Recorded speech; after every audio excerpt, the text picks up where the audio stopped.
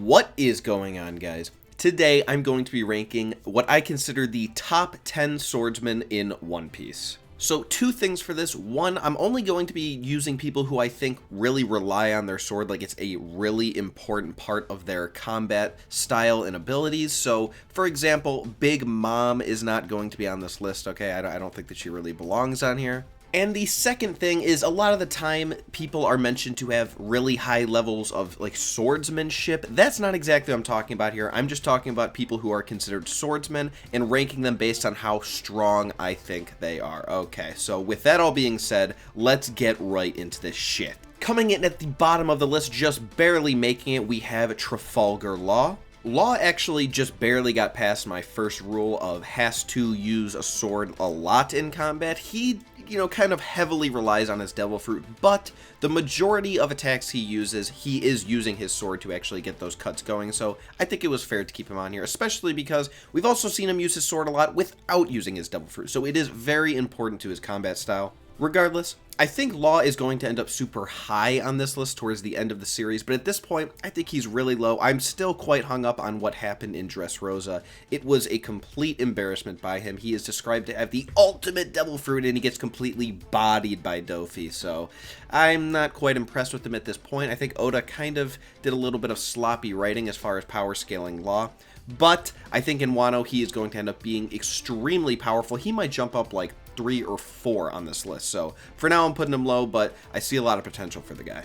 Coming in at number 9, we have Jack the Drought. Jack is pretty tough because all we've seen him do is fight Dog and Cat, and all we've seen them do is fight Jack. So it's like, okay, there's nothing really to scale here, but we were able to see him destroy a few buildings, and we know that he is a Yonko commander of Kaido's crew, which only has 3 in total, so we can assume he's pretty powerful at the least. That being said, the people above him have shown some actually amazing stuff pretty often, so I did want to put him down here. I don't think he's quite weaker than Law, but he's going to have to be number 9. At number 8, I have the Yonko commander of Big Mom's crew, Cracker. Let's be real, Cracker has one of the most overpowered Devil Fruits in the entire series. It's completely batshit crazy. It really doesn't even make any sense to me. I feel like he really got screwed over with the whole Luffy and Nami situation. If it wasn't for her, I don't think Luffy would have stood a chance against him. Now, like I've said many times in the past, he did actually hard counter Luffy. He specializes against people who use blunt attacks such as Luffy, so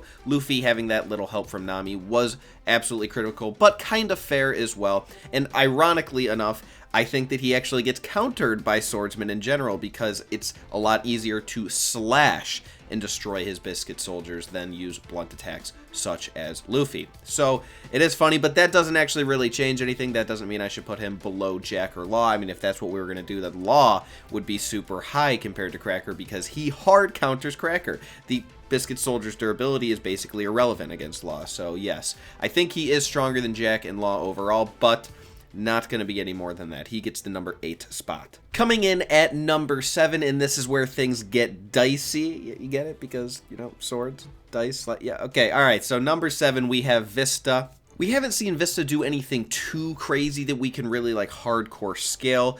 Don't give me the bullshit about him sparring with Mihawk. Okay, that was nothing. That's irrelevant. It didn't mean anything, so don't give me that BS. The way I perceive the situation is basically that him, Jozu, and Ace seem to be about on the same level with completely different combat styles, but they have overall the same amount of strength. And basically the way I see it then, since we have a lot more from Ace, is this is about where I would put Ace on the list. I think he'd be just a little above Cracker and just one below the person who's going to be coming next.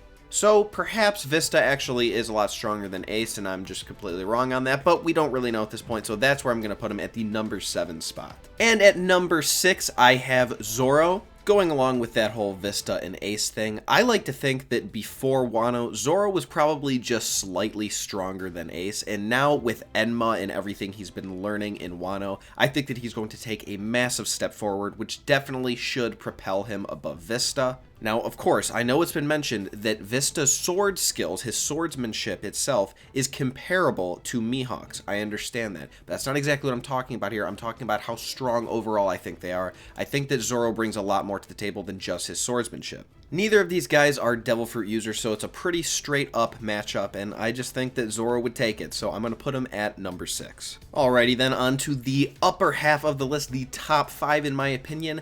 At number 5, I have Shiryu. Now again, we have not actually seen too much from Shiryu, but I'm going to backtrack what I said in a recent video. I mentioned that Magellan was stated to be Admiral level. Now, I don't know where I came up with this. For some reason, I just thought that that was true. That obviously is not true. That doesn't even make sense for Oda to state. Like, why would he even do that? However, I do think that Magellan is around the Admiral level. I think the fact that he absolutely destroyed Ivankov, who is supposed to be a prominent member of the Revolutionary Army, speaks for itself. And something that was stated is that Shiryu is comparable to Magellan. So, with that being said, I think Shiryu is probably around Admiral level, and that would put him above Zoro in my opinion for sure. Speaking of Admirals, let's get to the number 4 spot where I have put Fujitora. I think as far as we've been moving upwards, this does make sense. As far as me thinking Shiryu is at the Admiral level, doesn't necessarily mean he is going to defeat one, and Fujitora has been shown to be extremely powerful, so I do think it makes sense.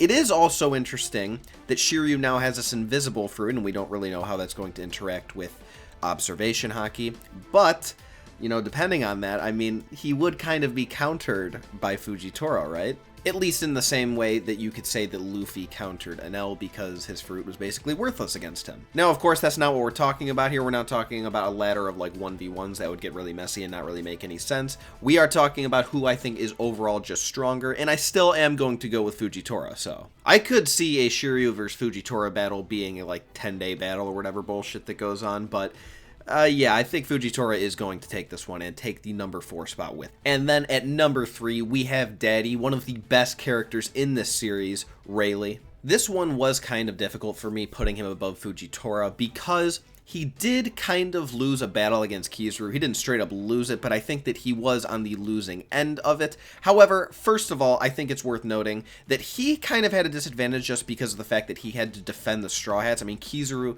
was more than capable of one-shotting any of them, so he had to be on guard the entire time, not allow that to happen. That does put him at a disadvantage. And additionally, I think that Kizaru is stronger than Fujitora anyway, so it's kind of hard to gauge, but I think that Rayleigh is probably just a little bit stronger than Fujitora. This guy is the former top commander of the Pirate King's crew. I think he is most certainly going to be fighting at the Admiral level, even if he is getting hit by old age at this point. I mean, it's also worth noting that Fujitora is kind of a pretty old guy, so come on. I do think he is just a tad bit above Fujitora, but honestly, I could see it going either way. And then getting to the number 2 spot, I think it should be obvious what 2 and 1 are, but a lot of people don't for some reason. There's a lot of contention about how this exactly works. So at my number 2, I have Shanks. And then because of the nature of this, let me just say that, of course, Mihawk then is my number 1, and let me explain why I think that that is the way it is. Again, I think this is very straightforward, but a lot of people don't, so let me explain my side. Basically, it is stated that Mihawk is the strongest swordsman. Now, the argument I hear a lot of the time is that, of course, Shanks is going to be the strongest swordsman because he's a Yonko and Mihawk is a warlord. And the way they can justify the statement that Mihawk is the strongest swordsman yet is weaker than Shanks is because what that means is his sword skills are the strongest and not necessarily that he is the strongest among swordsmen. To the first point, his status of being a warlord versus a Yonko is completely irrelevant. It's not like there is a cap on how strong you can be because you're a warlord. That would just be silly. And to the second point, I mean, okay, I suppose that's a possibility that that's what that could mean. It would be a really bizarre way of phrasing it. But at this point, we can't just assume that that's the case. I mean, the statement is that he is the strongest swordsman, not that he has the best sword skills. So maybe it does mean that, but there's no reason to assume that at this point. So the only logical thing to do is that he is the strongest of all swordsmen. So with that all being said, I have Shanks at number 2 and Mihawk at the number 1, the king of swordsmen. Hopefully you guys enjoyed this video. It was something that just came into mind. I'm like, hey, why don't I do a ranking for the strongest swordsmen in the series? If you did, remember to give it a thumbs up and subscribe if you haven't already. Remember to leave me a comment letting me know what you thought about this video, if you enjoyed it, if you like me doing these ranking, power scaling types of videos for One Piece and whatnot. Make sure to also let me know videos you'd like to see in the future. I love when you guys give me ideas. I'm not that creative of a guy, you know, so I have kind of a hard time coming up with these ideas, even if they're pretty simple. So the more ideas you give me, the better. With that all being said, I hope you guys have an excellent rest of your day. Enjoy the rest of your weekend, and I'll see you in the next one.